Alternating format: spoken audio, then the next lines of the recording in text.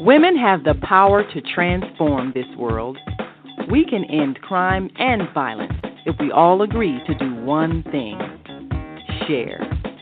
Let's share our wisdom, share our time, share our talents, share our finances, but most of all, let's share our love. This is the Female Solution. Join me, Naima Latif, every morning, 7 a.m. to 9 a.m. Central Standard Time, as we bring you stimulating discussions about the issues affecting our lives.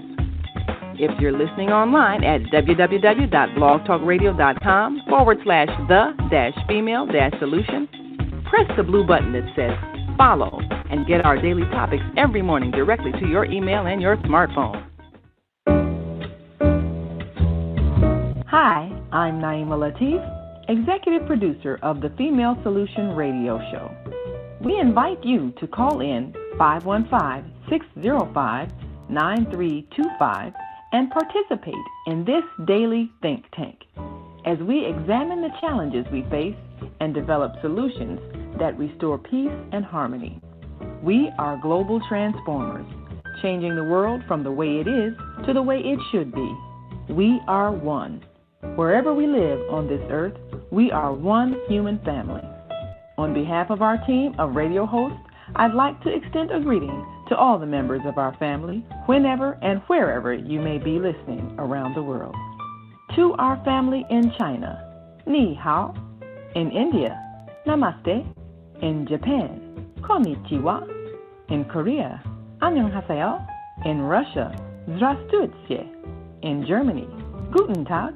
In Poland, Dzień dobry. In France, Bonjour. In Spain, Hola. In Italy, Ciao. In Egypt, Ahlan wa sahlan. In Ghana, Akwaba. In Nigeria, Peleo. In South Africa, Sawubona. In Senegal, Nangadef. In Kenya, Jambo. In Israel, Shalom. In Pakistan, Afghanistan, Palestine, and Saudi Arabia, Assalamu alaikum. Greetings, and may peace be upon you all. Join us live on the on-air radio network called 727-731-5192. We want to talk to you. Hi, I'm Naima Latif, and if you're watching this, that means you're one of the 4.6 billion people from around the world who are using an electronic device to talk to people. In these times, people are using the internet to talk to everybody. Friends, neighbors, family members, co-workers. People are on their cell phones and computers all day long. Now, if you're in business, that is great news. That means you can sell your products and services all day long and never have to leave your home. All you need is a media connection, somebody to connect you to an audience. And that's why I'm talking to you today. We produce programs, and our audience members are people who shop. They buy clothes, food, beauty supplies, cleaning supplies, home repair, transportation services, child care services. Whatever you're selling, they need to buy it. We're your media connection. Just follow this link, and tomorrow you can sit back and relax at home while your business is making you money. The Female Solution Global Radio TV Show invites you to an invigorating, empowering, interactive conversation with our team of hosts Monday through Friday, 7 a.m. to 9 a.m. Central Time. Start your week with Monday Morning Mindfulness with Zelda Speaks. Tuesdays, Gathering of the Griots with Asada. Wednesdays, Repairing Family Relationships with Naima and co-host Kareem Hamid. Thursdays, Veggie Brunch Live with Angela. Fridays, Health and Well-Being with Beata. Saturdays, tune in 12 noon to 2 p.m. Central Time. First Saturday, Global Talks with Zhana. Second Saturday, Walk in Your Divine Authority with Mama Joy. Third Saturday, Move Around with Deborah. Fourth Saturday, Be a judge on the virtual Teens, Tweens, and Tots Talent Contest. And fifth Saturday, join us on location as we conversate at the Elevate Cafe, owner Jackie Brooks. Sundays, join us 7 p.m. to 9 p.m. Central Time for Soul Purpose Healing with Beata. Go to thefemalesolution.com to join us on our video or audio live streaming platforms. Listen at www.blogtalkradio.com/the-female-solution. Call in on the Blog Talk Radio Network 515-605-9325 or call in and comment on the On Air Radio Network 727-731-5192. We want to hear from you.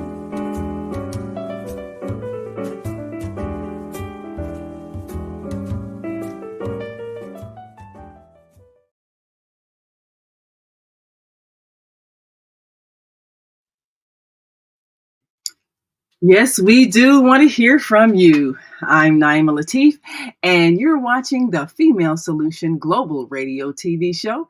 And on this first Wednesday, of course, we've got our first Wednesday of the month hosting Zhana. And of course, as you know, we've got a Zhana who comes on from the UK on the first Saturday. And she had a brilliant show this past Saturday. And we've got Zhana from the UK on the first Wednesday. And if you've been watching the news, you know that there is a distressing situation happening in London. Rioting. Yes, very dangerous conditions for people. What is the foundation of these riots? Why is it happening? And it seems to be race-based. But we're going to take a quick break and come right back and bring on our host, Zhana, live from the UK to talk about the London riots. But more importantly, what is the solution to violence? Well, joining us today, we have guests from the Global Peace Organization, HWPL, which stands for Heavenly Culture, World Peace, Restoration of Light. And we're going to come back and bring you their perspectives and their success stories in ending violence, whether it's between nations or individuals, whether it's between street organizations or simply groups of people who need to be able to work together in order to survive. There are principles of peace that we can learn. So we'll be right back after this brief break. So stick and stay. Don't stray away. We'll be back with our co-host Kareem Hamid and our American Muslim 360 family. And we want to hear from you. We'll be right back. So stay with us.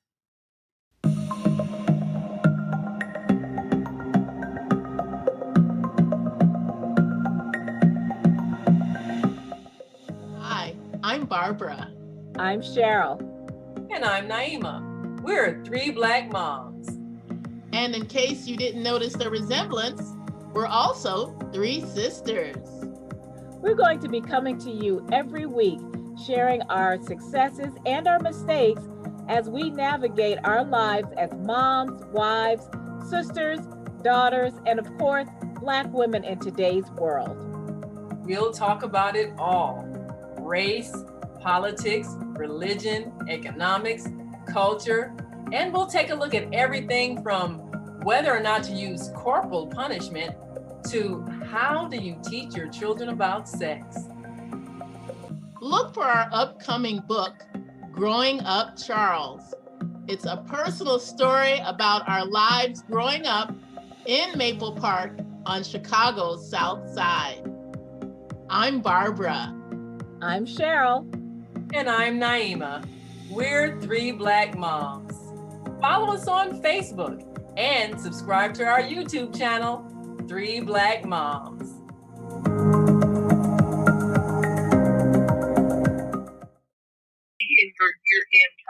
All right, fantastic. Visit www.ws today and make your gift or call 910-317-0297. Together, we can remake the world. Thank you. Assalamu alaikum, and may God bless. And we are back. Praise be to Almighty Allah. We have our co-host with us, Naima Latif, and I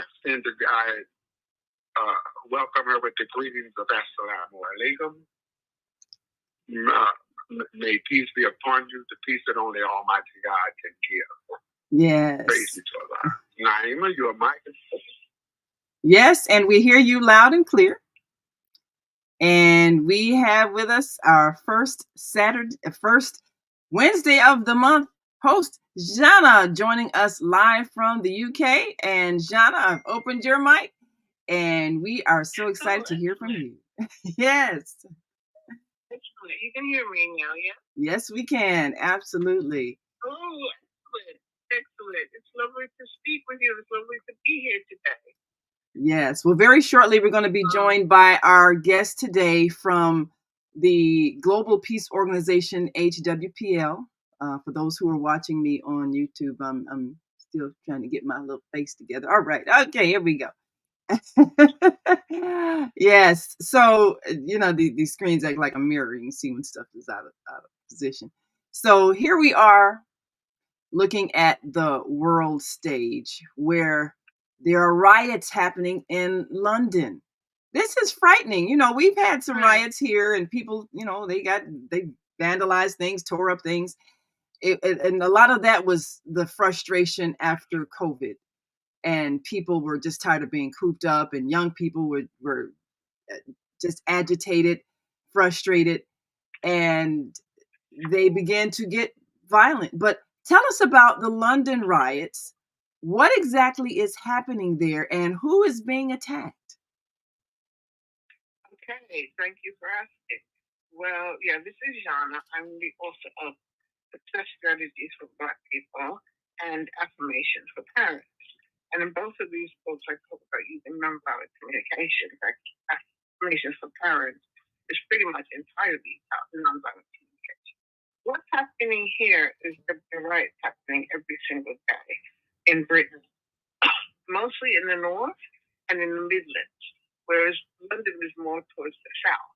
So we were told yesterday that there are, I don't know how many, 40, something like that, demonstrations for London for today.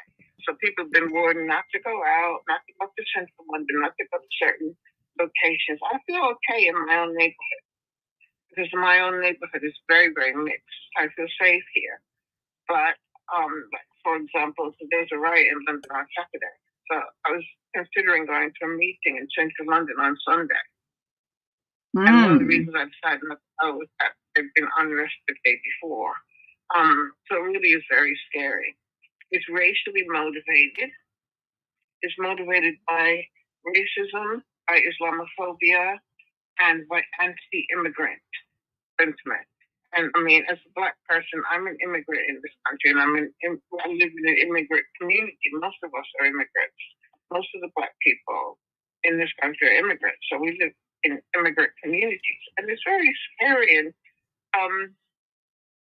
the riots, I'm given to understand, mostly happened in white working class areas in Britain, different parts of Britain. But what happened was there was a terrible, terrible incident. I think it was Monday of last week, where someone came in and stabbed all these little children who were at a dance class. It was meant to be a Taylor Swift dance class. 3 little girls died, and quite a few more were sent to hospital. And 2 adults who were trying to protect the children were also stabbed. Thank goodness, apart from those poor little 3 girls, everybody else has been discharged from hospital, as far as I understand. But what happened was a lot of misinformation started appearing online, saying that the person who committed these terrible acts was a Muslim, that he was Black, that he was an asylum seeker, and these riots started. People online were whipping up a frenzy, whipping people up into a frenzy. I think people are scared and people are very, very angry because of the way immigration has been handled over the last several years. And we're starting to see huge numbers of people coming across the channel every day, 800 or even more sometimes in the course of the day. And, there's nowhere for them to stay. So they're being put up in hotels, which means the taxpayers pay for them to stay. And it's taken a very, very long time for their claims to be dealt with. And that's, I think, the main problem, really. I mean, the majority of people who come over here as refugees or asylum seekers find that they win their cases, which means they have the right to settle here because they're in danger in their own country. So, settle here. But there's a lot of anti-immigration sentiment, and it has been for a long time. There's been building up over the course of years. The situation is getting worse, and people are now whipping these people into a frenzy. As I said, they're angry and they're scared. People don't think that their children will be able to have places in school because there's too many immigrants. I don't think that's the reason, but that's what some people think. People think they can't get medical care, they can't even get an appointment to see the doctor because there's too many immigrants. And again, I really, really do not think that's the reason. But having the numbers of people come across that are coming across now doesn't help. It's putting pressure on the system. And also there's the fact that the government has now said that there's basically no prison in places. So the people who go out there and commit these random acts of violence, that a lot of them know and realize that they're not going to be sent to prison because you find a prison place there for them. But yeah, it's really terrible. I'm living in a state of fear. As I said, I feel safe in my own neighborhood. But these people, these rioters, they're being given a lot of false information. The anger and rage is being whipped up by various people and politicians. I would include Nigel Farage in that, and saying things like, well, if this inevitable, that this would happen. I can't remember exactly what it said, but it was something along those kind of lines. And that people have legitimate grievances. Well, you know what? They may or may not have legitimate grievances, but either way, that doesn't give them free rein to just go and smash things up, smash people up. They have been smashing into hotels where refugees and asylum seekers are housed. Can you imagine? You come from a war zone, and as I said, the majority of people who come here seeking asylum they pass the test, and they are allowed to stay because they're to be right to stay. So you come from a war zone, you come from somewhere you might see members of your family killed. I'm here to fear for your life. Now this is happening. They're smashing into the refugee and asylum seekers hotels, wherever it is. They set one on fire the other day. They're attacking lawyers who work with immigrants and refugees and asylum seekers are being attacked. And in some places, they're looking in the car and seeing who is driving in this car. If the person is white, then fine, they can go in their white. If they're not white, then there's going to be problems. And they have randomly attacked Black people in the street. They have randomly attacked mosques. They have randomly attacked people who they consider to be Muslims. It really is very frightening.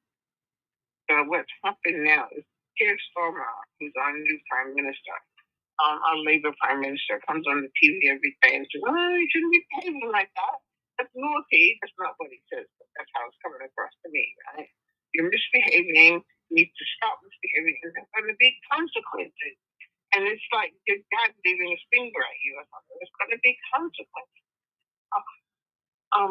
If you get caught, if you get arrested, and we will arrest you, we'll be applying heavy penalties. So he's saying this in a situation where there's no prison places. But more to the point, I think by the time it gets to the point where the police are involved, personally, I think it's too late. And police have been attacked. I've never seen this before. Police have been attacked. One officer had their arm broken recently. The people in these marches are absolutely furious. And there are anti-racist groups that are going out to confront them. So the anti-racist groups were told today by the authorities not to come come out and confront these people because you just make it worse, you make the situation worse. I mean, I think a lot of people feel like they have to go out because they have to protect their communities. I can understand that. I'm not sure if it's doing any good having two groups of people shouting at each other and the police in the middle keeping them apart. I'm not sure what that actually achieves, but I do understand that people feel like they need to protect their communities. So, Wow. what are your thoughts? Well, you know, that's really interesting that these riots have come about as a result of the conflict about the immigrants, because we're going through the same kind of thing here in America. Yes. People are being whipped into a frenzy of fear about the immigrants. And as a result of that, you know, this upcoming election is going to probably address a lot of those fears, the beliefs that immigrants are taking away jobs. And, you know, when I see these things happen, you know, because I know that things don't happen accidentally. Most things are very calculated and planned so that we can be manipulated into accepting martial law and other things that we're told have to be put in place to control the population. So this is not by accident. We're being manipulated into fear so that we can end up in a police state so that people will agree to the controls because of fear, because of the rioting. So for those who are listening and watching that are aware, please understand that you are being manipulated, and fear is the tool that they're using. So the fact that they're rioting in London over this very issue that has caused a great deal of anger in the States with these immigrants who, as you said, are coming here. They don't have a place to stay. And there was anger when the governments, especially here in Chicago, when they arranged to have the immigrants housed in empty buildings, hotels, and so forth that had shut down and weren't used. The population became enraged because they said, we've got this homeless population that's been out on the streets for decades, and you all never helped them. Now all of a sudden you can help these immigrants. So that's where a lot of the rage comes from. The fact that people have not been helped, and now someone else comes from somewhere else, and you have money to help them. So this foments and this ferments the underlying anger that explodes when people feel an injustice. And unfortunately, people are being pitted against each other. And this is what causes the violence. And this is what prompts the government then to send in police to control the people. And that's how you end up with a police state ultimately. So, Kareem, your thoughts on this? You know, we're over here in the United States, and I have heard this tension growing, you know, concerning immigration to European countries. I have been aware of the volatile environment. My question is that if I heard it, and I saw it swelling, and I'm sitting over here in the United States, where we definitely have our own problems, but I can't see why the authorities or those that be would provide protection and security for immigrant community. You know, also there is also a Islamophobia is a part of this situation also. So the police usually show up after something has occurred or occurring, but their intelligence let them know where there are hot spots, those areas that need security and protection. So I kind no wonder is there a collusion, between authority and those that are anti-Islam and anti-melanin. Don't want to use the word black. Anti-melanin, because they're not a Caucasian extracted. This has been going for quite a good while. So we need to look beyond the protesters and see how much is this a part of government responsibility of providing security and protection for those threatened communities. So my prayers go out to everyone that is experiencing these archaic incidents. We had our own problem in Charlottesville, North Carolina. The racist groups, they all met and they marched toward this historical African American church. And their slogan was, Jews will not replace us. So there's a lot that goes into this mix. And we're seeing right-wing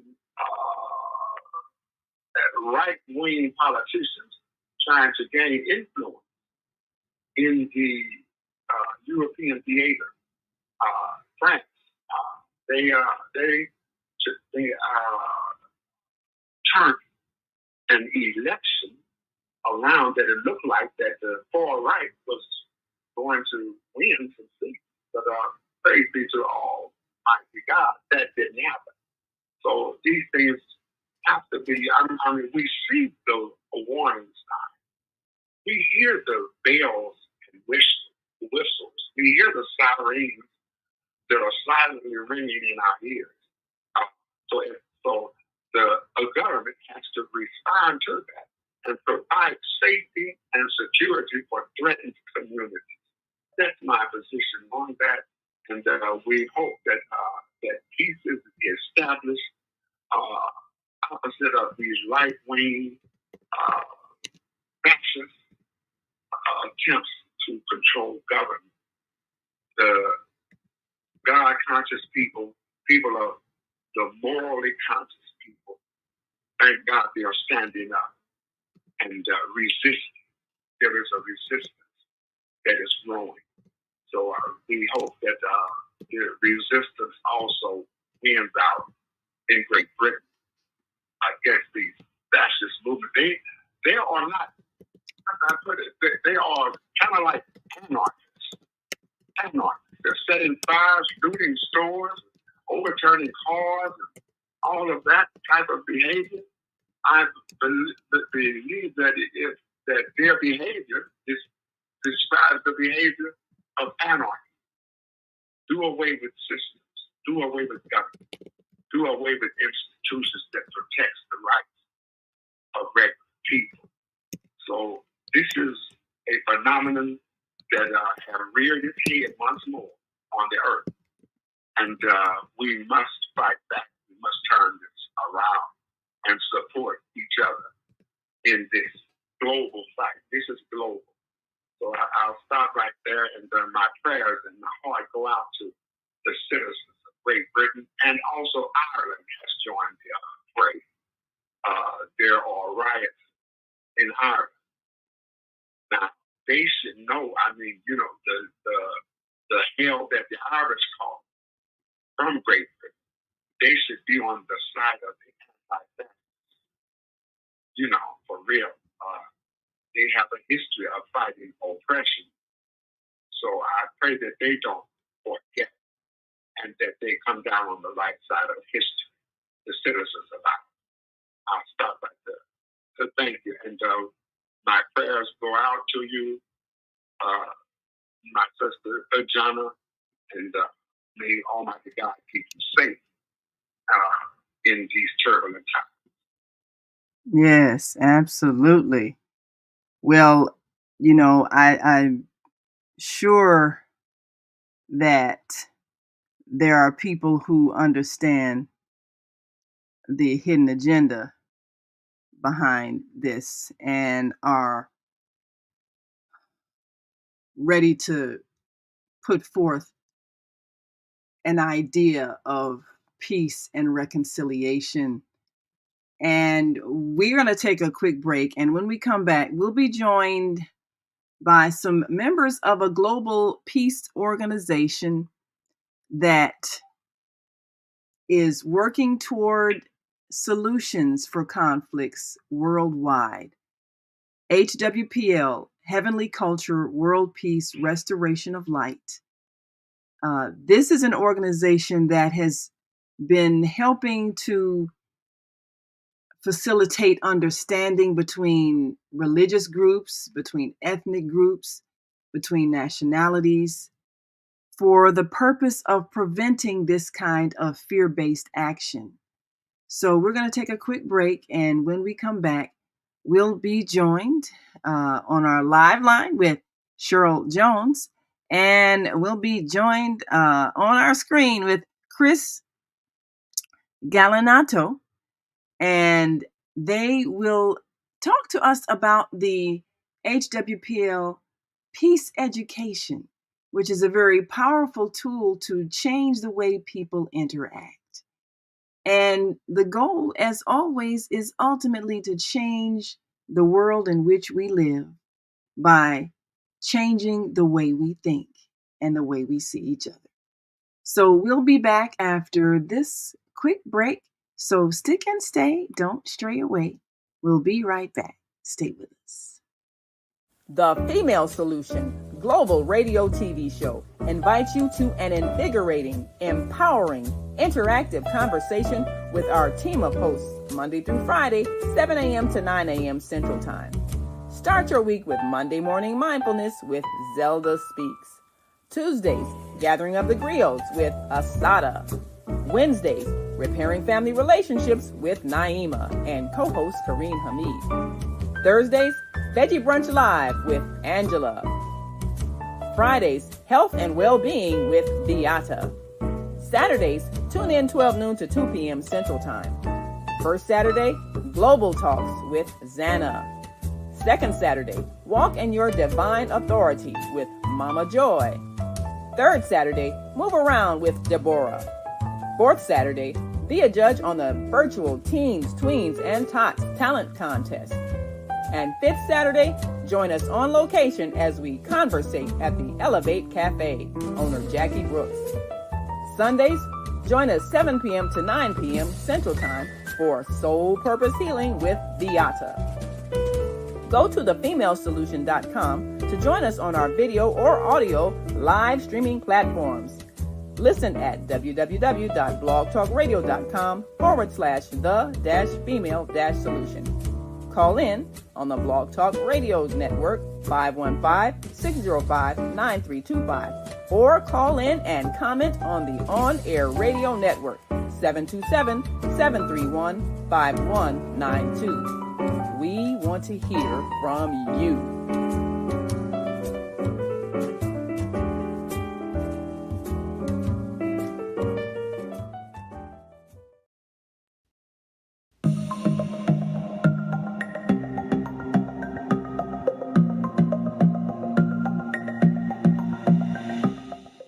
Hi, I'm Barbara. I'm Cheryl.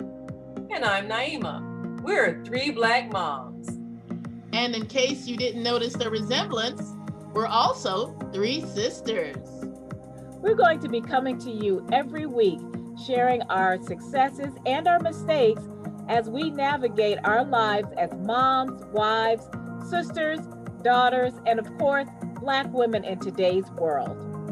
We'll talk about it all: race, politics, religion, economics, culture, and we'll take a look at everything from whether or not to use corporal punishment to how do you teach your children about sex. Look for our upcoming book, Growing Up Charles. It's a personal story about our lives growing up in Maple Park on Chicago's South Side. I'm Barbara. I'm Cheryl. And I'm Naima. We're three Black moms. Follow us on Facebook and subscribe to our YouTube channel, 3 Black Moms.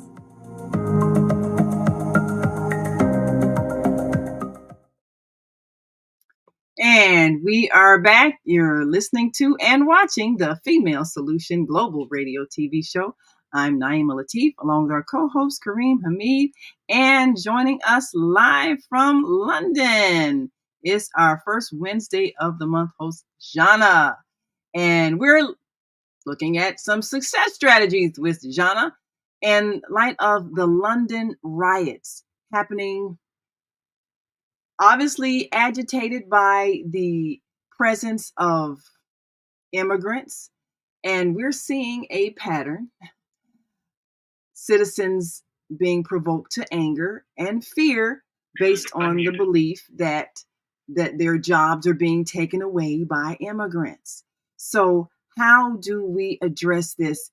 And we'll be joined shortly by members of HWPL, which stands for Heavenly Culture, World Peace, Restoration of Light. And can I say something? Yes. Oh, yeah, absolutely. Yes. Go right ahead.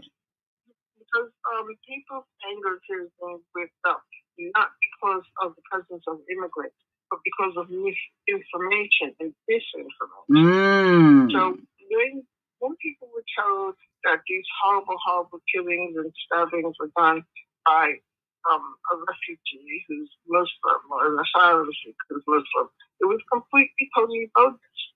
But because people were already sort of on the edge, waiting to go over the top, it just topped up that anger and fear to the point that people took to the streets. People in Britain are more worried about things like the fact that the NHS, the National Health Service, can't meet our needs in a lot of places and a lot of situations anymore. That, in my opinion, is nothing to do with the immigration population. I do think we have an awful lot of people coming here at the moment. It's like a small island, and it may be putting pressure on resources, but it's not the reason. As far as I'm concerned, it's not the reason why we're having so many problems with the NHS. Because the Tories want to just destroy the NHS, and they've been saying this for years, and they've been chronically underfunding the NHS for years. So you can say it's like a perfect storm now. So all these people are coming across the channel daily, and it's putting a lot of pressure on resources. But yeah, it's because misinformation has been put out. They even made up a false identity of the person who they thought committed these stabbings. And I put it about on social media, and people believed it. And I think they were ready to believe it. People like Nigel Farage are trapped into a deep vein of anger and insecurity. These people are ready to believe these things, and I think that he and some other politicians like him are telling people what they want to hear. You know, the immigrants are the problem. You just get rid of the immigrants, we won't have no problems no more. It doesn't work like that. My carer was here this morning, right? My carer is from Sierra Leone. She said, well, if we all left here and went back home, there'd be nobody to do the job because the English don't want to do those. And that's true. They don't want to do those jobs. That's why we have to keep importing people from abroad. And, you know, we import a lot of workers into our public services, particularly the National Health Service. They do an excellent job. And if they were all to leave tomorrow, there would be nobody to run our hospitals. You know what I'm saying? Absolutely. They're doing jobs that the workers do not want to do. And it's the same in the United States. Immigrants work hard. Speaking as a member of an immigrant community myself, people come here to work. People come here to work hard, just like people come to the United States to work hard, right? They expect to work hard. They're not coming to take over social services or, you know, public sector services. They come here to work, and they have an education to work. And there are companies that will only hire immigrants because British sometimes don't share the same work ethic. You get me? Oh, absolutely. And it's the same in the sense they're doing jobs that Americans don't want to do. Absolutely. And that is something that happens even here in America, where the immigrant population, I mean, they're doing jobs that other people don't want. So you're not taking jobs from people.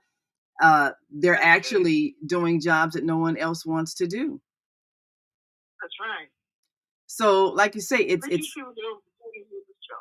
yes. So as you say, it's disinformation. It's designed to anger people and turn people against each other, believing that other people are a threat to their financial well-being. That's right. That's right. It's divide and rule, which, Europeans have been doing since the Roman times, and they're good at it. It's called divide and rule. But what's happened, I can't remember if it was Gaston or somebody said recently, these people are thugs, they're fascist thugs. And I'm not going to argue right or wrong. I'm sure one could come up with reasons to say that they're fascist thugs. But in nonviolent communication, we would call that jackal speech. Jackal speech is speech that divides us. And I want to be very clear, right? I use jackal speech sometimes. We all do sometimes. Marshall Rosenberg, who invented nonviolent communication, said that jackal speech is our first language, right? And it's true of everybody. The blaming and labeling, judging and blaming, and things like saying should or must or ought to or ought not to or have to. We have no choice. It's the rules. Those kind of mentalities. That is jackal speech. Jackal speech. Speech that divides us. And I want to be very clear. Jackal speech is an expression of unmet needs. So jackals are actually very, very beautiful. And when I'm teaching, I always say this. I love jackals. Jackals are very, very beautiful because they're expressions of unmet needs. And our needs are what connect us to life, which is what Marshall Rosenberg called a language of life. Yes. So, we're always flipping, blaming, and labeling sometimes. But it's not helpful. Okay? So whoever it was that said that, I think it was Kirsten, but it might have been somebody in the cabinet who said that. They may be right, maybe that's just fun. But that kind of language does not help in this situation. This is language that divides us. You understand what I'm saying? Absolutely. Well, that's the problem. The language that's being used is divisive language.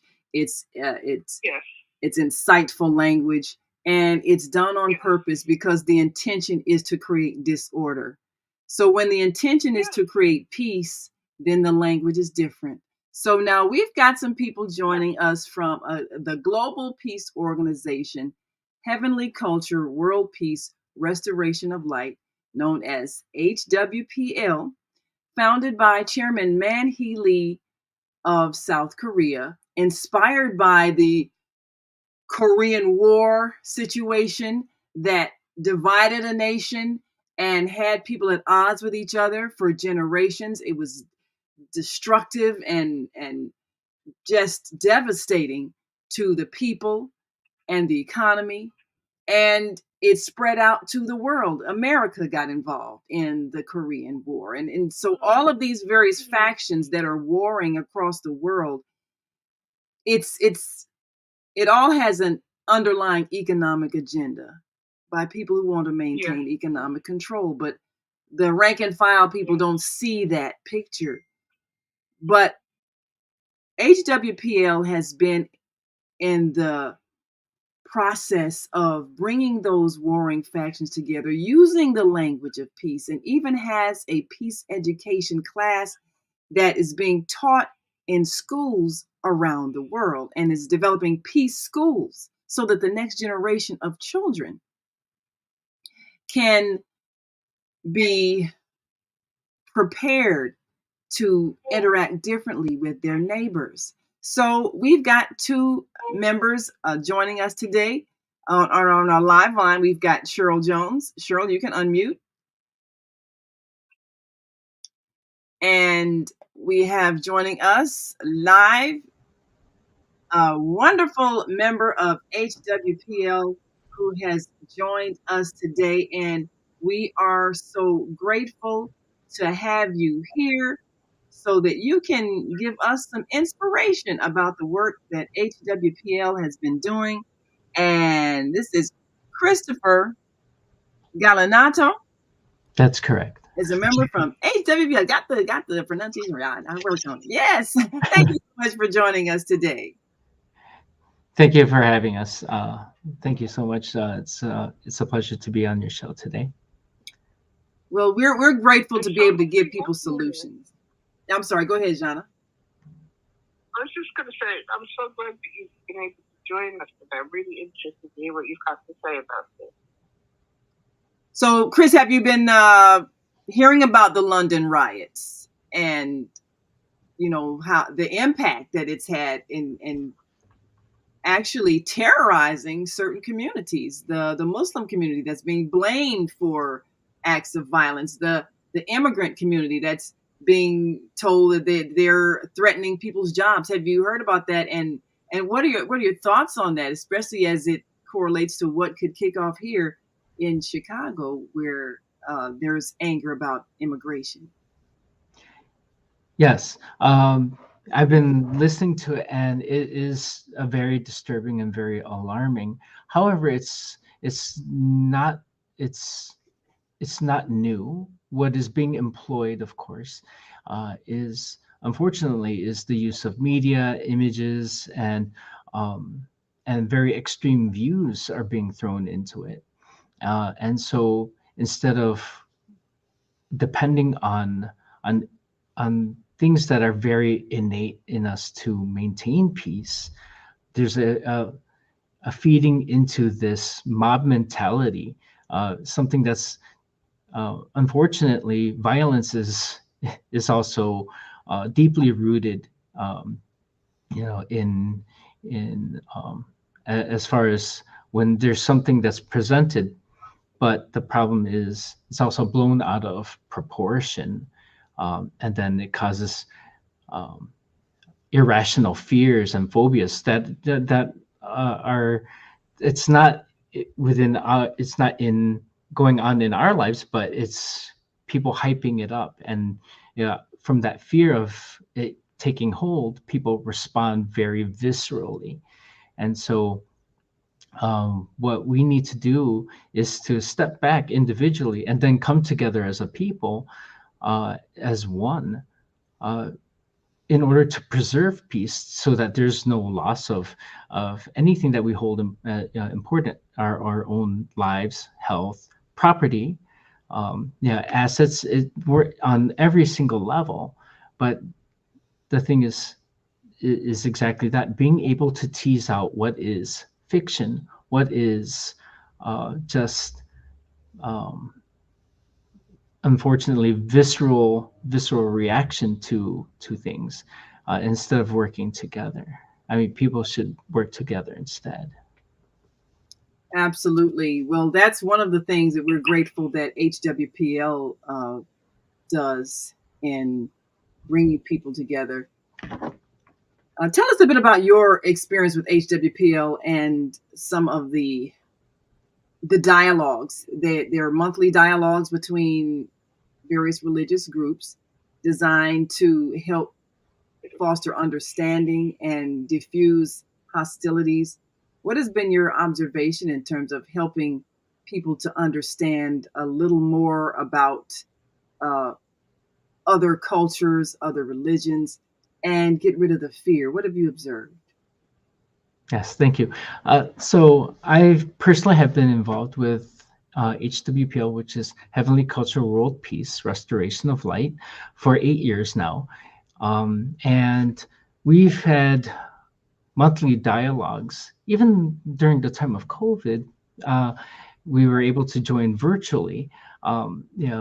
And so we continue to have monthly dialogues, which are we invite religious leaders to speak on their scripture. And the one thing that we know in everybody's religion, and it's being backed by their scriptures, is that is the preaching of peace. There's nothing about, attack this, kill that person, etc. Like that's what's being prescribed to us. But in many scriptures, there's warnings, example and warnings.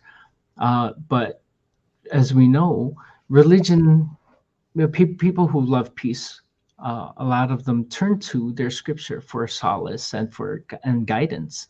And so, unfortunately, the history of the world and war is based on misunderstanding, and also with that, with the misunderstanding, there's that suspicion or conflicting ideas. But these are not based on knowledge, they're just based on fears. And then when people start throwing more gasoline onto the fire because of something that's not read correctly or heard correctly, or based on their own personal fears, then it shuts people down. And then people rely on more like stereotypical or hysteria. And so by having these monthly dialogues with leaders of different religious groups, there's an understanding of one another's scripture, and what we can all come together in common is that we all want peace. And so that is something that we build upon. That's what we all have in common. So we should work together because that is a common goal, and that is common among everyone's scripture. Yes, that is what the scriptures say. So, yes, go ahead, Kareem. This is Kareem Hamid, our co-host, who's there in St. Louis. Go right ahead, Kareem. Yes, I definitely applaud the work of the HWPL, the Global Organization for Global Peace.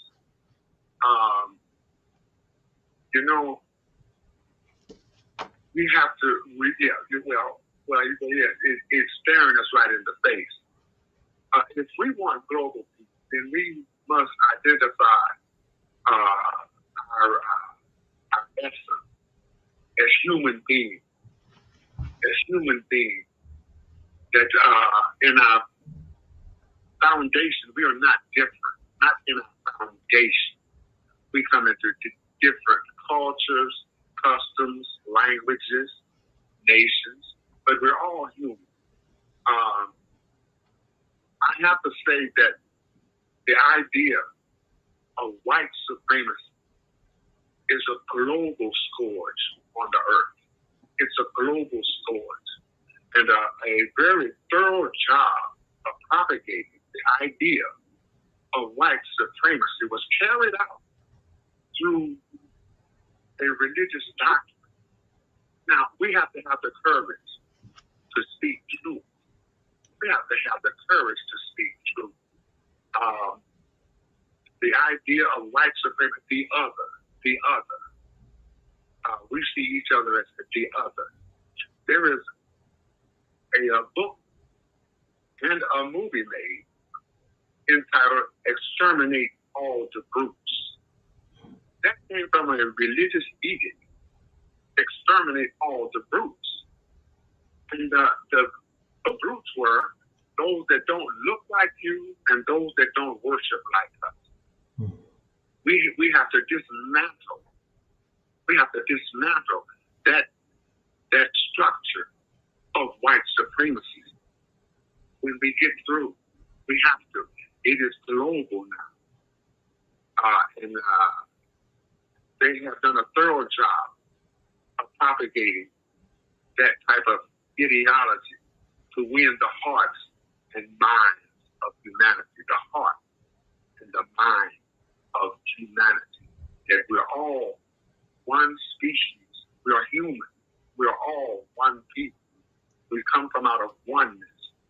And the difference in our colors and our cultures is a gift to us, so that we share with each other the valuable properties that each group possess, that each group being willing to share the best of yourself with the rest of humanity. But we must address, we have to stop tiptoeing around the issue. We must address how religion has played a part in the idea of white supremacy, the other. We have to address that. The world has shifted. We are in a universal paradigm now, a universal season, a universal environment now. We're so interconnected. We're interconnected. What occurs on one part of the earth is felt and seen and heard almost all over the earth. So for me, this is Almighty God moving the human being to another paradigm, universality. If we don't address and debunk and dismantle the machinery and the idea of white supremacy, we shall be having this conversation a millennium from now. So it's very important that we do the work that comes along with it. And I say once again, religion plays a heavy part in that. Religious language, religious icons, religious signals and influences have led to this idea that if you are of melanated skin, you are not human, you are the other. You are not one of us. So Great Britain only exists, it gains its power through colonizing other lands, taking their resources and enriching themselves. But the British Empire has fallen. The United States is next. We can see it. We can see it happening. But we must address the elephant in the room. We must address those critical factors that have led to what we see as, let's call it fascism, white supremacy, Ku Klux Klan, whatever. We have to speak directly to that. Don't be afraid to do that. Absolutely. That's very important. It comes from religion, the misunderstanding, misuse of religious language. I'll stop right there. That's a powerful point, because religion has been weaponized in many cases to create conflict and to maintain the fear.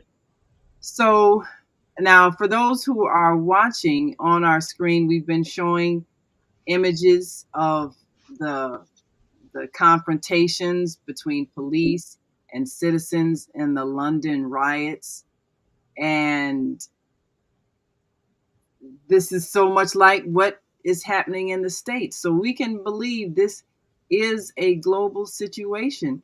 So, Zhana, as the people there are told not to come outside, and they're told in order to maintain their safety, how are people getting back and forth to work? I mean, what about, well, school is out, I guess, for children, but what about other things, daycare, day camp, things like that children are doing? So what's happening with? This is what I was talking to my carer about this morning. She was saying, right, fine, if you want me to stay indoors, then I won't come to work. If I don't come to work, jobs aren't going to get done. And if we all leave and go back to Africa or wherever they came from, nothing's going to get done. Right. No work people who are blaming immigrants for everything, immigrants suddenly disappear, their work is not going to get done. So this is what we were talking about this morning. I mean, in my neighborhood, I live in Fringes, I live in South London, and it's really lovely. I love it here. People here are so friendly. But if you go into central London, I imagine things are very dangerous right now. You have to be careful. And maybe you shouldn't go into central London. Maybe you should stay home to that. But no, I can't really advise people what to do. But things are tough. But one thing I want to say as well, I was just talking about jackal speech. And the thing about nonviolent communication is that it's based on empathy. And empathy has to do with listening. And I think that's basically the root of the problem. I think a lot of these people feel like they haven't been listened to, right? It felt like they haven't been listened to for years. I think that's one of the reasons why we left Europe, left the EU, is that these people feel hopeless and they're angry and they feel like they're not being listened to. And what needs to happen is we need to sit down and listen to each other. And that's how the reconciliation has to start. That's what NBC is based on. It's based on empathy. Empathy is about listening. It's not about wagging your finger at someone and saying, you've been naughty. We're going to bring down the full force of the law. You know, that doesn't actually help, in my opinion. Yeah. My opinion is that doesn't help. Right? These people who are going out and smashing things up and overturning cars and setting them on fire and all the rest of it. A lot of them are young and they don't even really understand what's going on. But, you know, just telling them off is not a solution. We have to sit down and listen to them, and that's what's not happening. By the time it gets to the point where the police are involved, I think it's too late. Yes, by that time, it's too late. Well, we got to take another break. Chris, let me ask, are you able to stay with us another half hour? Oh, absolutely. It'd be my pleasure. Wonderful, wonderful. Okay, well, we will be right back after this quick break. If you've just joined us, we're talking about the London riots. And we hope they're not soon to be coming here, but it's the same issues. People are upset about immigrants and fearing that they're taking their jobs and all of that, or coming here to cause crime and violence. So we want to stop it before it starts and pull the covers off of those who are actually behind the scenes creating this conflict. We'll be right back after this quick break. We want you to stick and stay. Don't stray away. We'll be back in a moment, so stay with us. The Female Solution Global Radio TV Show invites you to an invigorating, empowering, interactive conversation with our team of hosts Monday through Friday, 7 a.m. to 9 a.m. Central Time. Start your week with Monday Morning Mindfulness with Zelda Speaks. Tuesdays, Gathering of the Griots with Asada. Wednesdays, Repairing Family Relationships with Naima and co-host Kareem Hamid. Thursdays, Veggie Brunch Live with Angela. Fridays, Health and Well-Being with Beata. Saturdays, tune in 12 noon to 2 p.m. Central Time. First Saturday, Global Talks with Zhana. Second Saturday, Walk in Your Divine Authority with Mama Joy. Third Saturday, Move Around with Deborah. Fourth Saturday, be a judge on the virtual Teens, Tweens, and Tots Talent Contest. And fifth Saturday, join us on location as we conversate at the Elevate Cafe, owner Jackie Brooks. Sundays, join us 7 p.m. to 9 p.m. Central Time for Soul Purpose Healing with Beata. Go to thefemalesolution.com to join us on our video or audio live streaming platforms. Listen at www.blogtalkradio.com/the-female-solution. Call in on the Blog Talk Radio Network 515-605-9325 or call in and comment on the On-Air Radio Network 727-731-5192. We want to hear from you.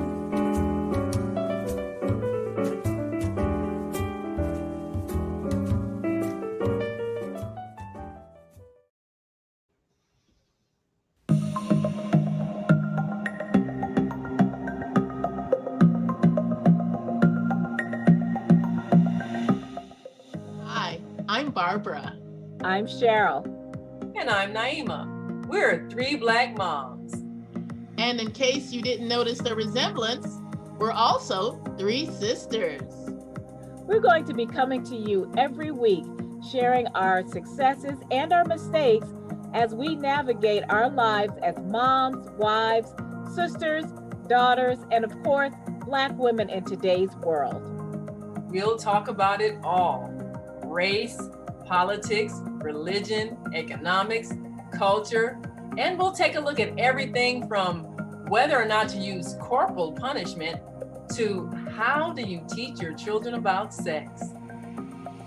Look for our upcoming book, Growing Up Charles. It's a personal story about our lives growing up in Maple Park on Chicago's South Side. I'm Barbara. I'm Cheryl. And I'm Naima. We're three Black moms. Follow us on Facebook and subscribe to our YouTube channel, Three Black Moms.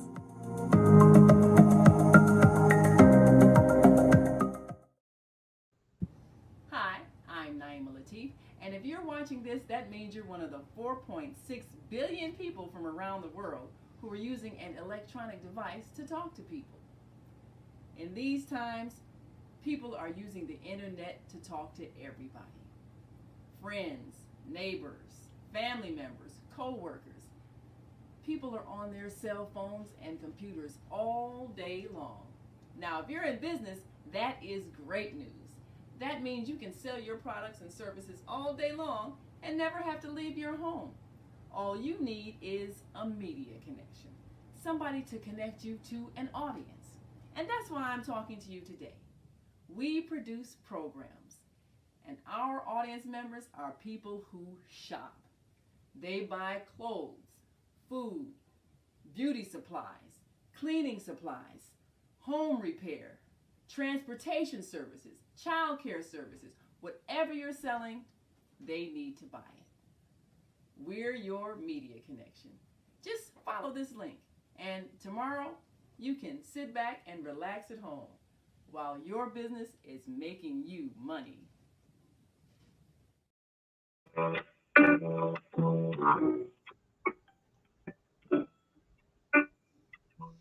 And we are back. You're listening to and watching the Female Solution Global Radio TV show.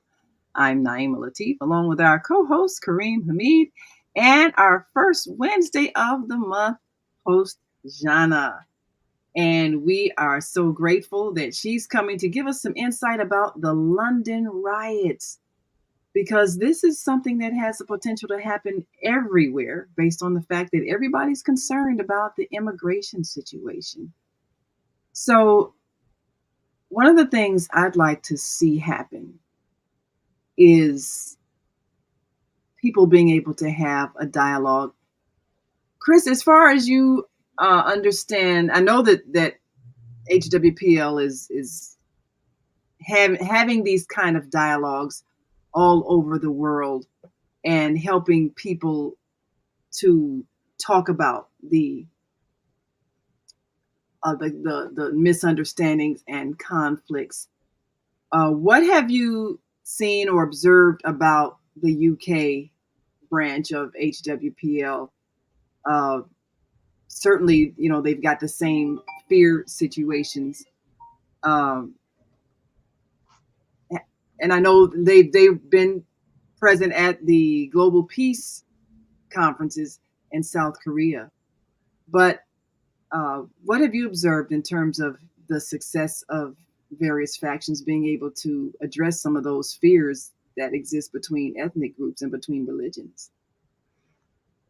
Thank you. Yes, thank you. One thing that with HWPL and its work globally can underscore is the success of dialogue, and it's not just outsiders having a talk about what's going on inside, but it really does need to involve people who are touched by and affected by uprisings or violent disagreements, and factions that are being born in every direction. One of the success stories actually that HWPL can use as an example is more than 40-year conflict that was in the Philippines between the majority Catholic population to the north and the predominantly Muslim population to the south in Mindanao. This year, the Philippines, this coming year, in a couple of months actually, the Philippines will be celebrating 10 years of peace after HWPL and Chairman Man Hee Lee had come in to intervene, but brought the two religious leaders together, and a representative of the population, and just was very frank about it and said, "Who here wants war?" And nobody raised their hands. Yeah, in this large gathering of something that was representative of the entire population. And then, but when Chairman Manhi Lee asked, "Who wants peace?" the entire room, everybody raised their hands. And then he turned to the leaders and said, "Well, this is what the people want. What will you do?" And from that moment on, it just became just clear that, well, I don't want war. Nobody else wants war. So why not work We doing this. for peace? It's that simple. And my goodness, 10 years to be celebrating 10 years from that event with the Bangsamoro Peace Accord, to be working together as uh, and acknowledging that you're Muslim, I'm not Muslim, but we can still work together. We can, we don't have to have any type of secession. Mindanao doesn't have to break away from the main country, that they both need each other, that they are one people, and they continue to work together. And at the heart of this, in order to have sustainable peace, the Philippines had written into their constitution the need for continuing peace education, and CHED is their overseeing governmental, I guess, cabinet, or department that oversees education, through government, for the entire country. They have included a peace education that starts as early as pre-K, if you can imagine, pre-K, Wow. all the way to higher education, to the college Mhm. level. And it's a requirement for every curriculum to include a peace education that includes something as basic as, uh, if you disagree with somebody, like how to carry out something that doesn't create anger or hatred, or even to with the false sense that, or idea that if I'm quiet, everything's going to be peaceful. Peace isn't always quiet, and war isn't always noisy. So to be able to encourage people that when there's a disagreement, to talk about it, come together and talk about it, come up with viable solutions. But the idea is also hear each other out, because what might be right for one might not be right for the other party. It might actually be destructive, and the other party doesn't know. So being able to have something like that that works on every level, beginning as children, because here I know in the United States, I grew up in the education system here in the United States, and something that's very celebrated, like independence, was the first thing that we learned. We learned about the war for independence. Yes. Yeah. That's a good point. All of our education kind of glorifies war. Even the what is the national anthem? We're singing about bombs bursting in air and all that business. I mean, it's a whole war glorification culture. Right, and we start early. We start our kids early on war and conflict. But what HWPL and the peace curriculum aims to do is to replace all of that exposure to war, violence, and this is the way that we resolve things, is to fight and kill and destroy before anything good can come out. It's like, why not work for the things that are good and what is common, and which is peace. So Yes, yes. absolutely.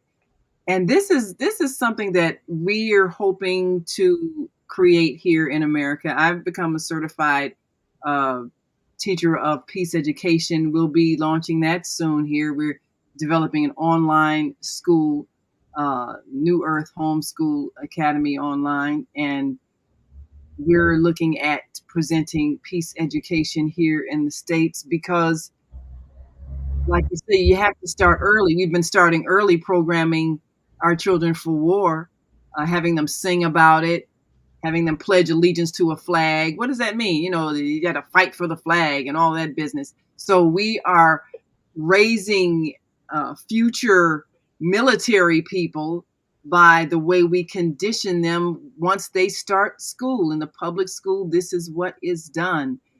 And if we want to change things, we have to actually create a different philosophy in our education system.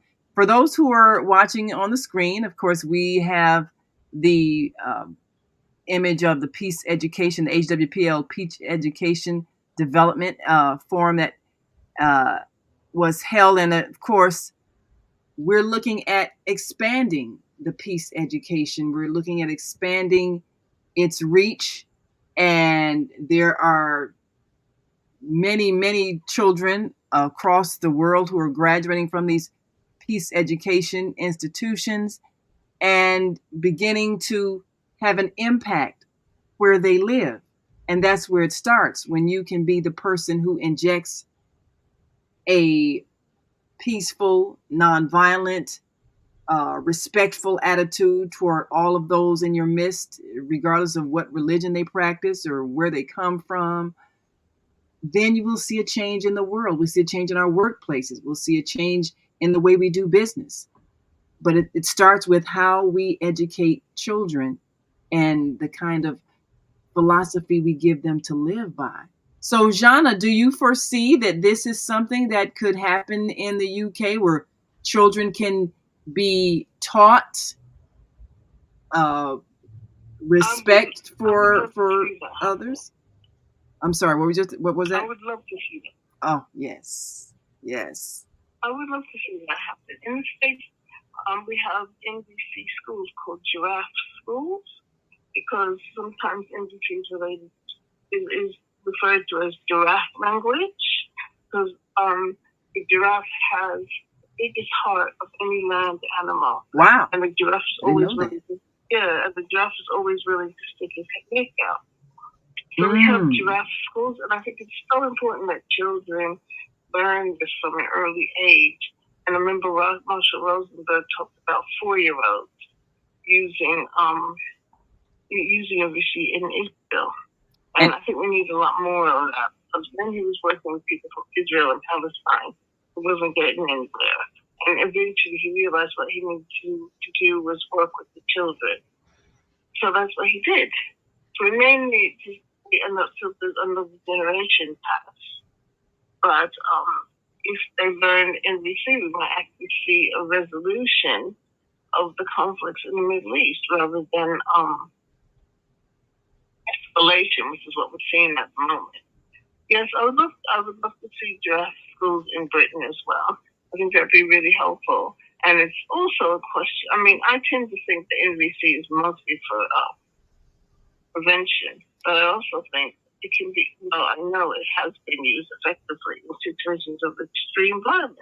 I mean, maybe we need to get some NVC people out there right now just to help people to communicate and to listen to each other. But that's what it's all about, really.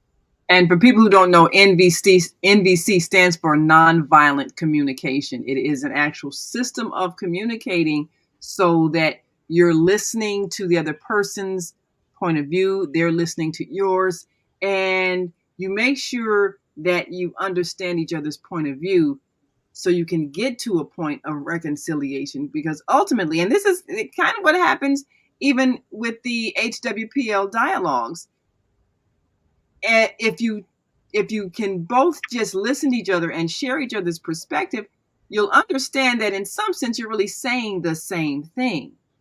And that's what brings you to a point of unity, because you understand that each of you has the desire for the same needs. Like you said, Chris, where when Chairman Manhy Lee asked, well, who wants war? Well, nobody really wants war. Who wants peace? Everybody raise your hand, because it's not fun being shot or stabbed or beaten. I mean, that's not fun. Why would you want to do that? So there's nothing glorious about war.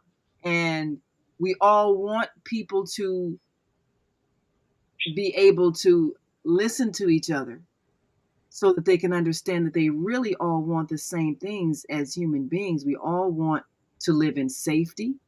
We all want to be respected for however we choose to identify and express ourselves, however we choose to dress, or the language we're speaking, or the food we eat, whatever it is that we are. We want people to respect that and not try to force us to change into something else. And we want to feel safe and feel like our children are going to be able to thrive. Everybody wants the same Right. thing. That's right. Everybody wants the same thing. Like, I want children in Palestine to have peace and be safe. I want children in Israel to be safe and have peace. So the needs are universal. But what we tend to do is communicate in the level of strategy rather than need. Strategy is how we try to get our needs met. That's where conflict happens. Sometimes Yes. we can think and it can look like the needs are conflicting, but needs do not conflict. We don't have the same needs. We conflict at the level of strategy of needs, because of the needs. Yeah. Yes, absolutely. So, You know, yes, go right ahead. yes, we are at a time where there is a need for reform, a need to global reformation. We are attending to the fires that are set based upon how society has been structured. We are responding. But you mentioned something that was very important: education. Education, beginning with our children. Instead of giving the same historical perspective that we have been given, and we see what that has led to. There needs to be a reform of the education of our children, Yes. with an emphasis on unity, Yes. Yes. and appreciation of each other. We must do that. That's where it begins. Everything we have been given that maintain our society needs reformation. It needs to be reformed. And let's begin the educational process. We do not have a race problem. Race is not a problem. It is not. We have a mind problem. Our minds have been fed false artificial narratives about each other. We don't have a race problem. We have a mind problem. Right. I'll stop right there. Right. Well, one of the things, and if you're watching, of course, we have on the screen one of the, I believe this is probably one of the activities, maybe one of the gatherings of HWPL. And we see two Muslim women with the sign, "Peace cannot be kept by force. It can only be achieved by understanding." And this is basically the goal, understanding. You can't, we say, well, Americans sent peacekeeping forces. Well, you can't keep peace with a gun. What you can do is create fear. And that's basically what happens. And usually what happens when this nation sends troops supposedly to keep peace, they create more anger because those soldiers tend to be very brutal and repressive to the population, which then becomes angry and retaliatory. So it doesn't create peace. Now, real peacekeeping forces would be people who would be able to come in and help the two sides have a peaceful dialogue. That's what a peacekeeping force would actually do. They would come in and they would be able to help them talk. And we send people in and we think, right, they need more guns.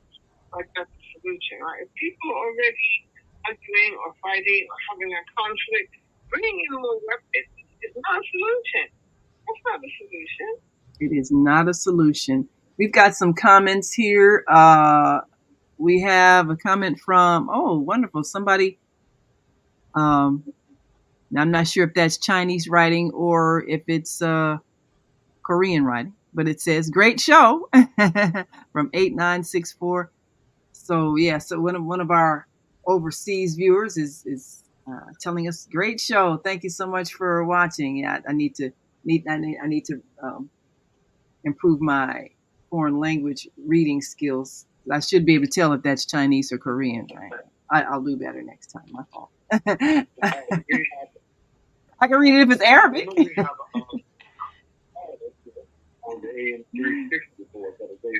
Okay, we're gonna take a caller, and we got another comment here from Beata's Tiny House Village. Our Friday and Sunday host Beata says, "Grand Rising, glad to see an advocate for peace today. Wars over 100 years are fueled by greed and evil of the military-industrial complex. An awakened population can change this reality, and that's why we're here having that conversation to awaken the population, so we don't get manipulated into going into riot mode over immigrants the way it's happening in London." Yes, go ahead, and then I'll see if we've got any callers on our switchboard. Go ahead and open the mic for your caller. Let it ring. Go right ahead. Okay. All right, Eric. 12882. Please state your name and where you're calling from. Welcome to the female position. We on Yah Shalom, Hura, we don't die, we multiply. Black power forever and ever and ever. Assalamu alaikum. Brother Kareem, Brother Clark, Chicago, Illinois. How you doing? I'm doing fine, praise be to God. We want human power. We don't want black power. Yeah, you know what? That is where we're evolving to. We have to understand, so human power is a human thing, right? Yeah, and we are human.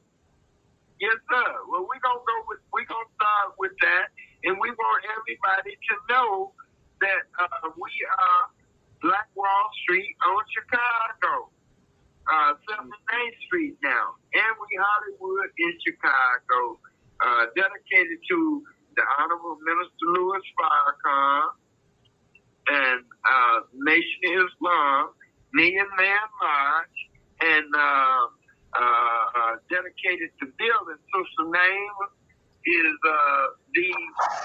the Urban RBAN ARK Media MEDIA ARTS Center CENTER. And we in the same building dedicated to Dr. Webb Evans. Dr. Webb Evans didn't use no weapons. And then my teacher that introduced me, Pastor Marion Earl Sorton, to Dr. Webb Evans, worked with Dr. King. They didn't use no weapons to solve any problems. We come up through the brotherhood and the sisterhood to struggle, the movement and the coalition. And I'm a Vietnam veteran, so it turned me off.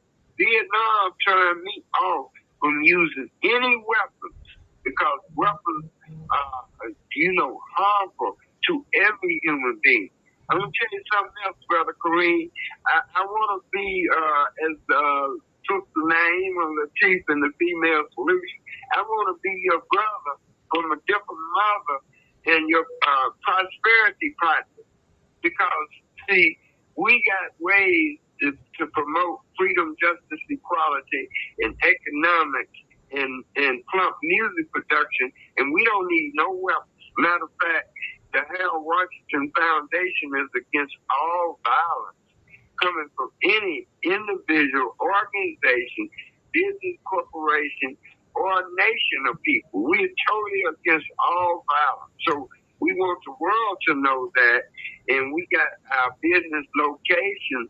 Sister Naima, we got to invite you back. And well, we appreciate that. We appreciate that so very much.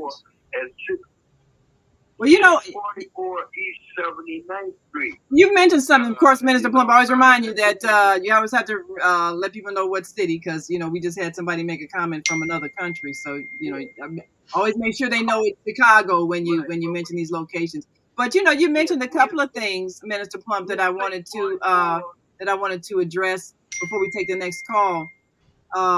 Being a Vietnam vet, that was a very destructive period there. 79th Street. In Chicago. Okay. 644 East 79th Street in Chicago. 606 19. Thank you. Yes, and thank you so much. Speak to you, Sister Naima. And we're going to be covering the Democrat National Convention, right? Yes. And we'll talk about that in a minute because, and then thank you so much for the work that you do in bringing peace-oriented music and bring a message of young people and also helping us to see the connection between our economy and the fear that people have that others are going to take away their jobs. If you are able to work together, then you can create a thriving economy and never have to fear an immigrant population. And like Minister Plump said, Webb Evans, who was a long time advocate of entrepreneurship and building business, he never advocated anything violent, even in expanding so that we can be responsible in the neighborhoods where we live. The biggest fear that's being perpetrated is the idea that someone else coming in is going to take what we have and therefore we'll suffer because they're going to take our jobs, they're going to take over our land, and we're going to be struggling, when that is a lie. There's enough on planet Earth for everybody to have enough. And the reason why we're in conflict is the disinformation that there's not enough. I mean, look at how we, in our schools, we tell children they have to compete. Why? Why not change the way we teach our children about developing whatever skills they're going to develop so that they can be excellent in what they're going to contribute to the world community, as opposed to you got to compete with others, otherwise they're going to take what you have. Nobody needs to compete with anybody. Everybody can give whatever talents and skills that they have to the whole, and we can all prosper because of everybody's contribution. What if we started teaching like that, as opposed to teaching children to be afraid of somebody else somewhere else is going to take what they have, so they have to compete? And then even the way we teach children is to humiliate them if they don't know something. If they don't perform well, we humiliate them. We make them feel afraid that they're going to be laughed at. Why don't we change the whole dynamic of our education and model it after these peace schools that are teaching cooperation? They're teaching the whole philosophy of cooperative efforts and everybody being a part of the whole and giving their time, talents, and skills and developing themselves for peaceful means, not because they have to compete with somebody else that's going to maybe come over and take away their land or take their job. But just be your best in order to give to the world. Can we do that? Do you think we can actually convince leadership or those who have the responsibility of creating the school structures to reform the way they teach? What are your thoughts on that? Because that would actually change the whole way we do business and the whole way that we do our life. It's no longer about greed. It's no longer about profit motives, but it's about sharing and us working together with the world that benefits everyone. That's when we can see those changes happen.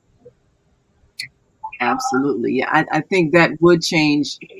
I think that would change everything, because then we would not be manipulated the way we are.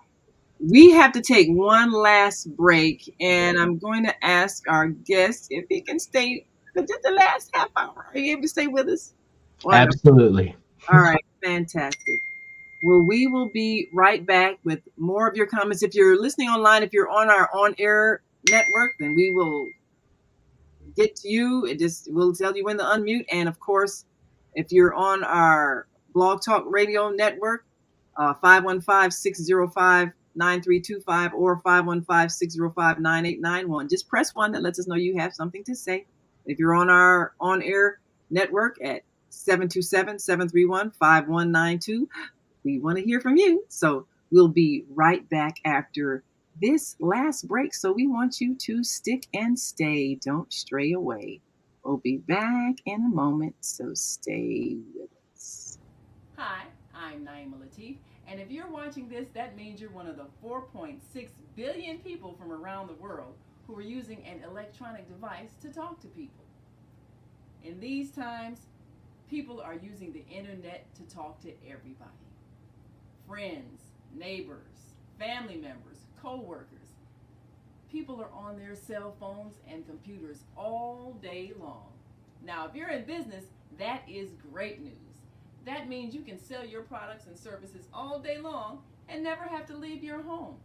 All you need is a media connection, somebody to connect you to an audience.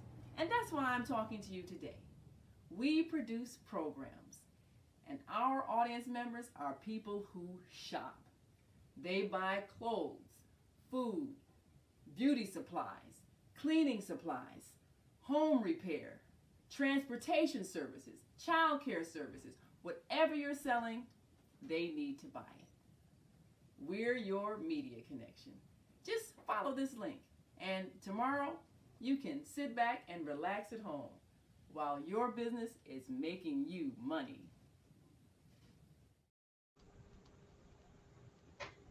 And we are back. You're listening to and watching the Female Solution Global Radio TV show.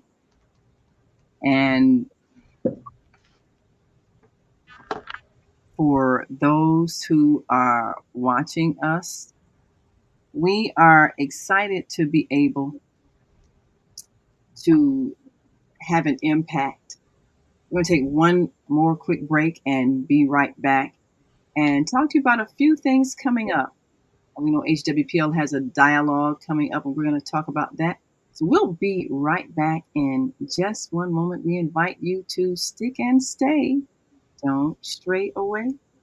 We'll be right back after this brief message. And of course, if you're watching us, feel free to write in your comments, and we'll share them with our audience. We'll be right back. The Female Solution Global Radio TV show invites you to an invigorating, empowering, interactive conversation with our team of hosts Monday through Friday, 7 a.m. to 9 a.m. Central Time. Start your week with Monday Morning Mindfulness with Zelda Speaks. Tuesdays, Gathering of the Griots with Asada. Wednesdays, Repairing Family Relationships with Naima and co-host Kareen Hamid. Thursdays, Veggie Brunch Live with Angela. Fridays, Health and Well-Being with Beata. Saturdays, tune in 12 noon to 2 p.m. Central Time. First Saturday, Global Talks with Zhana. Second Saturday, Walk in Your Divine Authority with Mama Joy. Third Saturday, Move Around with Deborah. Fourth Saturday, be a judge on the virtual Teens, Tweens, and Tots Talent Contest. And fifth Saturday, join us on location as we conversate at the Elevate Cafe, owner Jackie Brooks. Sundays, join us 7 p.m. to 9 p.m. Central Time for Soul Purpose Healing with Beata. Go to thefemalesolution.com to join us on our video or audio live streaming platforms. Listen at www.blogtalkradio.com/the-female-solution. Call in on the Blog Talk Radio Network 515-605-9325 or call in and comment on the On-Air Radio Network 727-731-5192. We want to hear from you.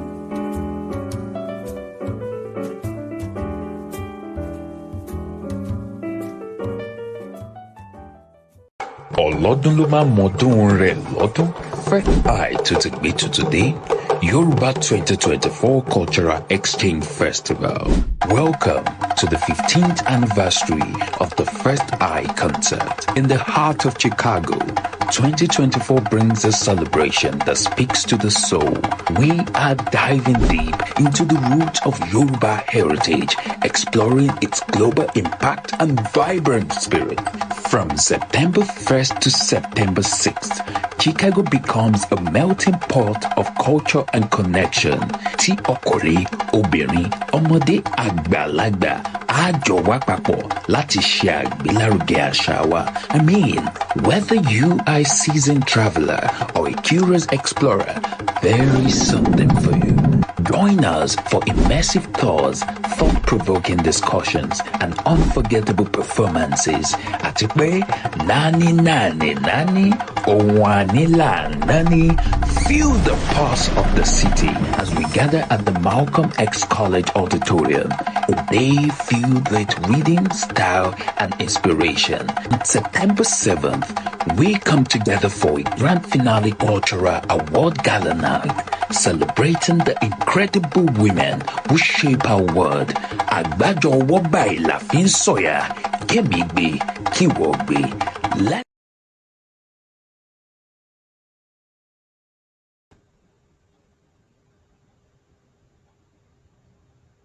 We are back. Yes, that's a cultural celebration coming up on September 7th. We'll be talking more about that. And of course, I'll be one of the awardees at that event coming up September 7th. We'll be talking about that next week as we again reach out to our global family and present more of the positive things happening that bring people together and acknowledge the good work that's being done around the world. So today we're looking at, unfortunately, the riots that are happening in London. And we want to be able to bring a model of how to bring peace by removing the disinformation that creates fear.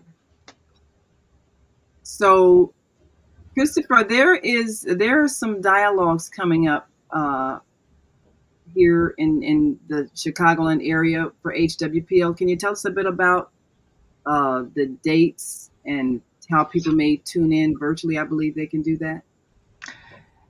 Yes, we have monthly dialogues, and so we have one that's coming up in 2 weeks. We have our monthly warp office dialogue, and that's typically we invite to speak our religious leaders who look at the commonalities and help dispel a lot of the misconceptions and misunderstandings among religious groups that we see in the community.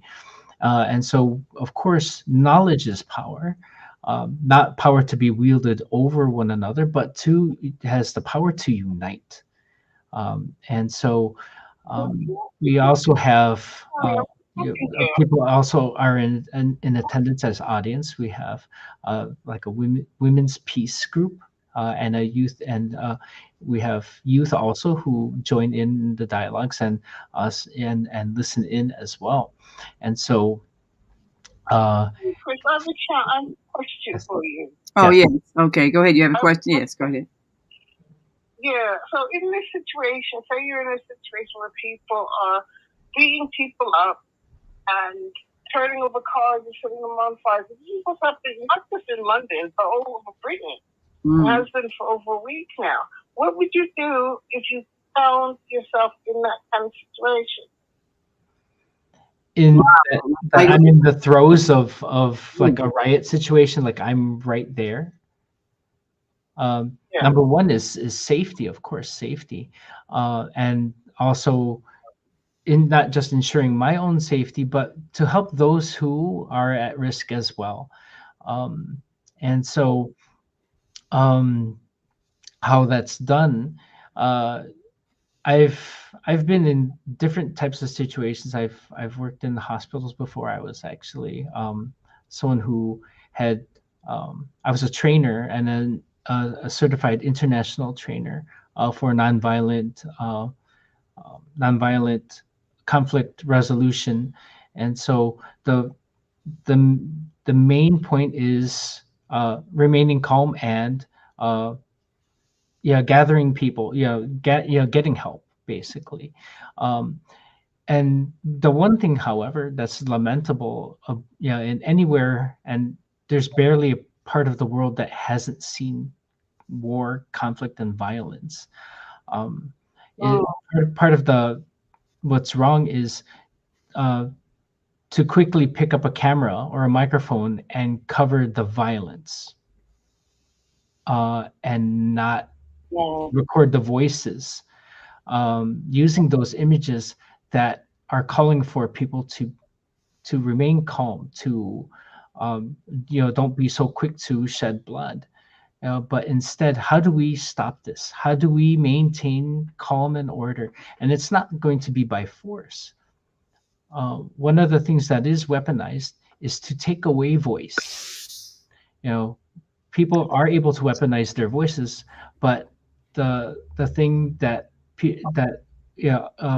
those in power, and people don't have to admit that it's state-controlled media, but the media and what people choose to show has a deep impact, and taking away the voices of those who want peace, not to cover, people who have solutions, or are willing to get together to come up with a peaceful solution, not to give them that voice, to deprive them, is also a function of the powers that be. And so, but when we come together, when we unite, and when it's actually covered, and this is one of the initiatives with HWPL, is to create a media also that covers, I mean, war is a reality, but peace and people working for peace is a reality as well. And so to put forth that effort to show that people are willing to counterbalance that coverage of war and violence, with coverage of people who are working for peace, give them that equal voice. Now it's a level playing field. Yes, Yes. that makes sense. Yeah, that makes sense. And it doesn't matter what anybody's, because everybody wants peace. It doesn't matter if you're an industrialist or if you're, a housewife at home taking care of your kids, picking them up every day. Everybody wants peace, and to give them that voice, that gives them not just a counter weapon, but a defense, a strong shield. And when people come together on that, it takes away that power that seeks to deprive, that seeks to forever silence any type of effort towards peace. And so, when we show people that yes, there are solutions that are being sought, when people have that hope, it grows. But people also have to unite as well, instead of stay in the corner, and silent. We've just given up our most powerful weapon, which is our voices. Yes, absolutely. Yeah, I think that is a really key thing. Yes, go ahead, Kareem. Yes. Peace means different things to different people. If I'm a robber, then my peace is when I have successfully robbed someone. That's my peace. So, as Muslims, we give the greetings of Assalamu alaikum. That means peace be unto you. The peace that only Almighty God can give. The peace that only Almighty God can give. We wish that for ourselves and for others. So we must connect with what is right and what is wrong, what is merciful and what is belligerent. And God has identified for us what peace is. It is found in our scripture. Do unto others as you would have them do unto you. Now, let me preface that. The way I see people treating themselves, I don't want them to treat me like, So we have to identify what we mean when we say peace. And we add to that, the peace that only Almighty God can give, that we are one. We are one. We begin with a principle called Tawheed, the oneness of humanity. That is the peace that we see. I'll stop right there. We need to identify what we mean when we say peace. But we want the peace that only Almighty God can give. And it is the God conscience that works towards that effort. Thank you. You know, that's a powerful definition when we speak of oneness, because that means that all of us are part of the one, which is the creative energy of the universe we call God. So if we understand that, then there's no way you can look at someone else as not being a part of God or not being worthy of God's bounty or not being liked by God or whatever thing people are saying about other people who might be following a religion different than them or might be an ethnic group different than them or whatever the case may be. If you understand, just like we have a body and every part of it is part of the body. My finger cannot be at war with my toe because we're all one. And it's the same thing with the family of humanity, the earth, the family of earth. We're all one. So if we see things that way, then we're not thinking this person is going to deprive me of what belongs to me. Just like you wouldn't have my finger can't say, well, my toe is depriving me of blood. Well, it's circulating so that everybody has some, so that all can be a part of the whole. And that's how we have to even look at our economy. Everybody participates, whether you're the food grower or the food picker, whether you're the factory worker or you're the one who created the machinery that is used in the factory. Whatever part you play, you are part of the whole, and nobody is taking anything from anybody because everybody is important, an important part of the whole. When we see things that way, and this is from what I have observed with the peace education classes, this is how it's taught, that the world is a collective and everybody plays a role. There is no outside other enemy that we have to prepare ourselves to fight. So if we can stop that idea from being planted into the minds of our children, then we will not keep manifesting these conflicts all over the world right now. And some of them going on for generation after generation after generation, because we keep teaching our children that they have an enemy that they have to grow up and fight. And that's incorrect. We're creating enemies by not cooperating. Yeah, if I may, Yeah. And it's sad to see how religion also itself has been weaponized one against another. But if you take a look at what the word religion means, if you break it down, and you can break it down in two ways. Religion, from the Latin, is to reconnect.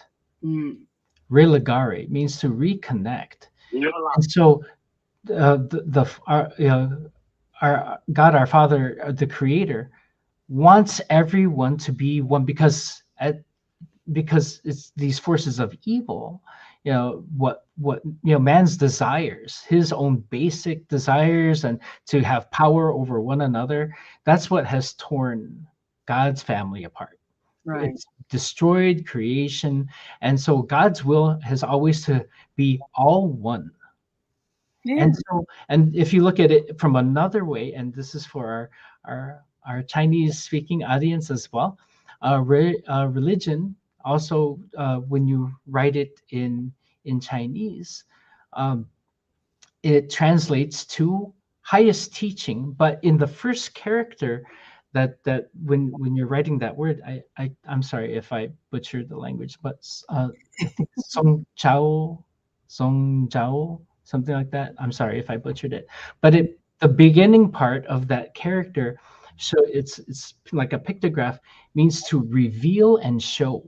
But it's the word itself. I mean, the word religion translates to highest teaching, and that first character that's written in Chinese shows a picture of to reveal and show. So the highest knowledge, the highest learning is because there are things that escape us as humans. And brother was right to say that it's peace that's given by God. God knows. And it's the highest teaching. Why? Because it's from God. Peace is God's. That's his thing. He didn't create war. That was man's way of trying to be the one in control, to deprive others to have everything. So when we take these two ways of looking at religion, we take it to heart, then we open ourselves to exactly that, something that we are lacking in our own understanding. And then when we come together and say, hey, I can learn something by listening and by sharing. So that is what is being revealed to us. And that itself, that is something that helps everyone be, to reconnect and reconnect as one family, and something that God can say, yes, these are my children. They're getting along. These are all my children. Yes, that's the goal. That's the goal. So tell us again, Chris, when the dialogue is coming. You say in 2 weeks. Yes, for those that are in Central Standard Time, we are at 10 a.m. Central Standard Time, and so we have. If you would like more information on that, we also encourage people to contact us, and we have a newsletter, a monthly newsletter that also tells of local events, and things that are happening locally, but also globally as well. And if there, and it provides a platform too, if as being a member of HWPL, the World Family, Global Family, you can also, if you are one who's working for peace or would like to find ways of supporting peace efforts, you can find that also in our newsletter. So, and is there a website we can go for all that? Yes, we're it's relatively new here in Chicago, so there's a global website that people can, if they want to find out more about HWPL, which is www.hwpl.kr. Right? For something more local, you can contact us by email, and then we can send out a link for you to to look at things that are coming up locally as well. And so you can contact me personally at C Galinato. I'll spell that out. So C Galinato, GALINATO dot HWPL and the number 05 at gmail.com. And then we can we can register you, and then so that you'll have access to the things that are being done globally, our different initiatives as well. We have several, and the Peace Academy and Peace Education, the curriculum, is one of many that we're doing. We also have, which is coming up in September, the commemoration of the Peace Summit, which is on September 18. So there are many global celebrations commemorating that, and we have things that are lined up for those who are local here in Chicago, Illinois as well. All right. Well, thank you so much. Well, we're out of time now, but thanks so much for staying for the whole show. We appreciate you so much. And we've got to go thank you to our first Wednesday of the month host, Zhana. Zhana from London, UK. And thank you to my wonderful co-host, Kareem Hamid, always there with wisdom, knowledge, and understanding. And thank you to all of you. Thank you to our guest, Christopher Galinato. And of course, if you missed the email, just rerun the video and get it so that you can email him directly. And we'll see you at the next HWPL Dialogue. And I'm Naima Latif. And on behalf of my wonderful team of hosts, I want to say thank you to all of you, and thank you to our global family. And we will see you tomorrow with Veggie Brunch Live with Angela. Until that time, continue to shine your light. We've come to the end of our show today, If you missed any broadcasts, go to our website for the audio and video archives at www.thefemalesolution.com. On behalf of our team of radio hosts, I'd like to thank all of you who participated in today's discussions. And to our global family joining us from all around the world, we say thank you. To our family in China, xie xie. India, Zhanyavad. Japan, arigato. Korea, kamsamnida. Russia, spasiba. Germany, danke. Poland, dziękuję. France, merci. Spain, gracias. Italy, grazie. Egypt, shukran. Ghana, madasi. Nigeria, eshe. South Africa, Ngiyabonga. Senegal, Jaref. Kenya, Asante. Israel, Toda. Pakistan, Shukriya. Afghanistan, Tashakur. Saudi Arabia and Palestine, Shukran. Assalamu alaikum wa rahmatullahi wa barakatuhu. Thank you, and may peace be upon you and the mercy of God and God's blessings.